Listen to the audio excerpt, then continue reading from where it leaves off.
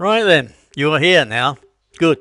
Sit down and make yourself comfortable while I recount the countless ways I have managed to convince an entire peaceful Isaan village that I am, as my late Aunt Alice would have put it, a few sandwiches short of a picnic. It all started, as these things do, with the best of intentions. I arrived here seeking quiet, sunshine, and a respite from the relentless traffic and energy of Phuket. What I got, alongside the glorious heat and the scent of jasmine rice, was a master class in how to be profoundly, hilariously wrong at every single turn. My neighbours, lovely people with hearts of gold and patience of saints, now look upon me with a mixture of pity and amused bewilderment. They think I am nuts. Besides, frankly, given the evidence, I cannot blame them. Let us begin with what I shall grandly title the Accidental Offence Handbook. First edition, Chapter 1. The pointing feet fapa. In England, feet are, well, feet. Smelly, sock-clad appendages best kept under tables. Here they are the lowest, most disrespectful part of the body. I have learned this hard while trying to be helpful. My neighbour, kind old Kun Chaiporn, was repairing his fence. I, in a fit of neighbourly zeal, sat on the ground to pass him a nail. In doing so, I stretched out a leg, my foot pointing vaguely in his direction. The look he gave me was not one of gratitude. It was the look you would give a dog that has just thrown up on your priceless rug. A profound, soul-deep insult delivered by my big, clumsy toe. Mortifying. Then came the head pat catastrophe. The head, you see, is sacred, the seat of the soul. I knew this intellectually. However, one scorching afternoon, Kung Chai Po's grandson, little Nit, did a particularly charming little dance after winning a game. My hand, acting on decades of the British uncle instinct, floated down and gave his sweaty mop a fond ruffle. The silence that followed could have frozen a waterfall. The boy froze. His mother's smile became a rigid, fixed thing. I had, just in effect, moused the soul of a child. To them, I might as well have wiped my hands on the king's portrait. The affection was genuine, the cultural translation was a disaster. Then there's the always smiling misconception. We British use a polite, strained grin as a social shield. Awkward situation, smile. Do not understand, smile. Bear attack, probably smile. I employ this default setting when Kun Chayaporn's motorcycle sadly gave up the ghost, emitting a final, pathetic puff of smoke. There he was, contemplating the significant expense, and I wandered over, offering a cheerful bit of trouble with my best sympathetic grin. To him, my smile suggested I had found his misfortune amusing. A serious face was required. My polite grin painted me as a heartless, crackling simpleton. Which brings us to the silent symphony of decoding the unspoken language. The art of the wire. I thought I had it. Hands together, bow slightly, simple. Oh, how naive. The height of the hands relative to your face, the depth of the bow, it is a bloody social calculus. While a monk too low, you are showing off. While a child too high, you look deranged. While the street vendor with the same reverence as the village elder, social chaos. My early attempts were a frantic, random combination of gestures like a man trying to semaphore during an earthquake. On top of that, the nods and shakes. A gentle yes might not be an agreement. It might mean, I hear you're speaking, I do not wish to cause conflict by contradicting you. Asking, is the road to the market flooded, might get a serene nod and a maybe. This is not a meteorological report. This is code for, it is a lake out there, you fool, but I am too polite to directly point out the folly of your journey. Which leads to reading between the lines. A direct no is considered harsh, so instead you get poetry. That might be difficult, means impossible. We'll consider it means not a chance in hell. I once asked if I could help paint the temple wall. The response was beautiful. Lengthy speech about the weight of the brushes, the unworthiness of my hands, and the glory of the afternoon shade. Took me 3 days to realise I had been gently, exquisitely told to bugger off. Now, strap in for the social minefield of food and drink. The empty plate predicament. I was raised to clean my plate, a sign of appreciation.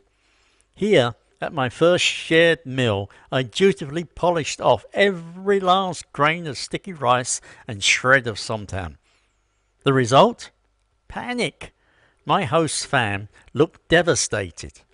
An empty plate does not say, thank you, that was splendid. It screams, you have not fed me enough, woman. I am starving. I had to physically restrain her from giving me her own portion.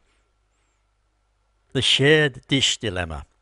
Reaching across the table with your own spoon and fork. Barbaric. You spoon a bit onto your rice plate first. I watched in horror as my own fork, laden with green curry, made its journey like contaminating probe across the pristine communal dishes. All eyes followed it. I might as well dip my sock in the soup. Then the alcohol etiquette acrobats. You never ever pour your own drink.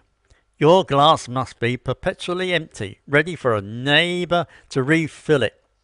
Not only that, but the toasting, the hierarchy. The highest status person leads, and you must always bring your glass lower than theirs when you say "Chok Dee." My first attempt, I clicked glasses with the village headman at eye level. A silent, icy chill descended. I had just symbolically challenged him to a duel with a singer beer. This all extends to the navigating family and community. Age before beauty. It is not a saying here, it is the law of the land. Deferring to elders in speech, seating, serving, it is an absolute. I once sat down on the only shaded bench before Kun Bum Mi, who is approximately 107 years old. The collective intake of breath nearly caused a localized vacuum. The public display quandary. Raising your voice, losing your temper, unthinkable. Kunyai, consideration for the feeling of others prevents it. I once saw two men have a disagreement so polite and hushed, it looked like they were arranging a funeral for a mutant ant. Meanwhile, I have been known to mutter at my wilful bougainvillea with the vigour of a Shakespearean actor. More evidence for the mad Farang file. As if that was not enough, there is the community contribution confusion. I saw a broken water pump and thought, I shall fix it and be the hero. I wrestled with it for an hour, covered it in grease before Kun Somchai found me. His polite smile hid sheer terror. I was not helping, I was meddling in a complex, unspoken system of responsibility and face. My fixing it implied his inability to manage it. I had created a social problem while solving a mechanical one. So, is there hope? Can one bridge the gap from nuts to merely eccentric? Well, there is, laughing it off carefully. Once you have built a little rapport, a gentle, self-deprecating joke about your own clumsiness can work wonders. Sorry, my feet have a mind of their own, said with a wah and a shrug. It shows you're trying. However, the power of observation is your greatest tool. Stop trying to do and start watching. How do they sit? How do they hand over money? How do they receive a gift? Imitate, do not initiate. Then, finally, asking for clarification respectfully.